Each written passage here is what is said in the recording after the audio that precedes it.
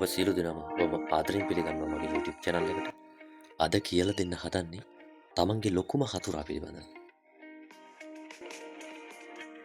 එක්තරා ගම්මානයක් තිබුණා. කඳු වට කරගෙන වැව්දියෙන් සුවඳ ගන්න මිනිස්සු සරලව ජීවත් වෙන ලස්සන ගමක්. ඒ ගමේ තරුණයෙක් හිටියා. නම තමයි සුසා. සුසා බුද්ධිමත්. හිත හොඳ. ඒ ජීවිතේ එක ගැටලුවක් තිබුණා. ඔහු හැම වෙලාවෙම කියන්නේ එකම දෙයක්. මට ජය ගන්න බැරි වෙන්නේ මිනිස්සු නිසා. රැකියාව හරියන්නේ නැහැ. රට වැරදි නිසා. යාළුවෝ ඉදිරියට යනවා. වාසනාව. තමන් පසු බැසෙනවා. අවස්ථා නැති නිසා. පරාජය හොයන මනස දවසක් ඔහු යාළුවෙක්ට කිව්වා මචං මං කොච්චර උත්සාහ කළත් මට දේවල් හරියන්නේ නැහැ. යාළුවා hina වුණා. උත්සාහ කරනවද? නැත්තම් පැමිණිලි කරනවද? සුසා කෝපයටපත් වුණා. උඹට තේරෙන්නේ නැහැ බං. ඒ රැහුට නිින්ද ගියේ නැහැ. ඔහු හිතුවා ඇත්තටම මට ජීවිතේ හරියන්නේ නැත්තේ ඇයි කියලා. සුසන්තර දවසක් ගුරුවරියක් හමු වුණා. ඒ ගමේ වයසක ගුරුතුමියක්. ඇය සරලයි, නිහතමානී. ඇස් දෙක ගැඹුරුයි. ඔයා හිතනවද ලෝකේ වාට විරුද්ධයි කියලා පුතා? ඔව්. ඔහු හෙමින් කිව්වා. ඇය නිහඬව සිටියා. ඊට පස්සේ ඇය කුඩා කණ්ණාඩියක් ඔහුට දුන්නා. මේක බලන්න. ඇය කිව්වා. කණ්ණාඩියේ සත්‍ය. සුසා කණ්ණාඩිය බලලා හිටියා. මට පේන්නේ මම විතරයි කියලා. ඔහුට අවබෝධ වුණා. ඔහු අසතුටින් කිව්වා. ගුරුතුමිය hina වුණා. ඇය හෙමින් කිව්වා. ඒ තමයි ඔයාගේ ලොකුම සතුරා. සුසා හදිසි වුණා.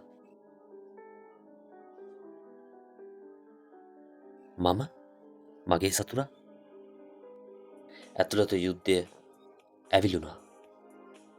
ගුරුතුමිය පැවසුවා. මිනිසාගේ ජීවිතේ ලොකුම යුද්ධය පිටත නෙවෙයි පුතේ ඇතුළත. ඔයාට ජය ගන්න බැරි වෙන්නේ ලෝකය නිසා නෙවෙයි. ඔයාගේ බිය, අහංකාරකම, මානය, පරාජය පිළිගන්න බැරි මනස.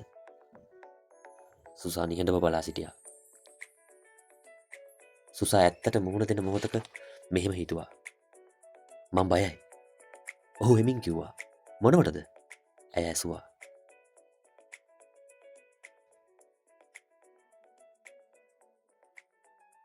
මම පරාජිතයෙක්යි කියලා. ගුරුතුමිය හෙමින් සිනාසුණා.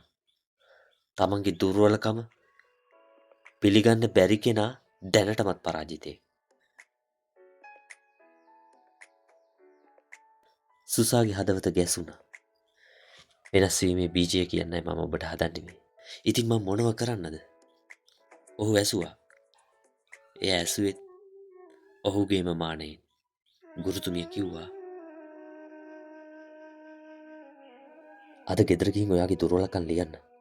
පැනලා යන්න එපා. ඒවට මුහුණ දෙන්න. මතක තියාගන්න සත්‍ය බයයි. ඒත් සත්‍ය නිදහසයි.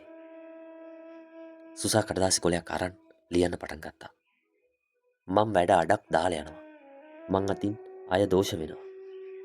මං බයයි. ඔහුගේ ඇස්සට කඳුළු ආවා. ඒත් පළවෙනි වතාවට ඔහු සත්‍ය බලනවා. කෙමෙන් කෙමෙන් සුසා ජය ගන්න පටන් ගත්තා. පළවෙනි ජය. පසු දවසේ ඔහු ආයි ගුරුතුමිය ළඟට ගියා. ඒ තමයි ජයග්‍රහණයේ ආරම්භය. කාලයත් එක්ක දවස් ගියා, මාස ගියා. සුසා වැඩ අවසන් කරන්න පටන් ගත්තා. දෝෂ දාන එක නතර කරන්න ගත්තා. නිහතමානී වුණා. උත්සාහ කරන්න පුරුදු වුණා. ජීවිතේ හෙමින් හෙමින් වෙනස් වුණා. ලෝකය වෙනස් වුණාද? ගමේ මිනිස්සු කිව්වා සුසා වාසනාවන්තයි දැන්. සුසා hina වුණා. වාසනාව නෙවෙයි. ඔහු කිව්වා මම මගේ සතුරා හඳුනාගත්තේ මගින්මයි. අවසාන පාඩමක් ලෙස. දවසක් යාළුවෙක් මචං උඹ වෙනස් වුණේ කොහොමද? සුසා හෙමින් කිව්වා. මං ලෝකේ හදන්න උත්සාහ කරන එක නතර කළා. මං මාව හදන්න පටන් ගත්තා බං. හදවතට එකතු කරගන්න පාඩම. තමන්ගේ ලොකුම සතුරා තමන්ගේ ඇතුළත. දුර්වලකම පිළිගැනීම ශක්තිය ආරම්භය වෙනවා. සත්‍ය වේදනයි ඒත් නිදහස දෙනවා. බය හංග ගන්න කෙනා පරාජිතයි. බයට මුහුණ දෙන කෙනා ජයග්‍රාහකයෙක්. අවසාන වශයෙන් මම කියනවා ඔබට තමන්ව ජය ගන්න පුළුවන් කෙනාට ලෝකයක් ජය ගන්න බැරි වෙන්නේ නැහැ. මේ වැදගත් වූවා නම් channel එක subscribe කරන්න. ගැමි සුවඳ නාලිකාවත් එක්ක එකතු වෙන්න. ඒ වගේම තවත් කෙනෙකුට මේ අදහස ෂෙයා කරන්න, ඔබේ අදහස කමෙන්ට් එකක් විදිහට පහලින් පළ කරගෙන යන්නත් අමතක කරන්න එපා. එහෙනම් සියලු දෙනාටම සුබදායි සතියන්තයක් වේවා.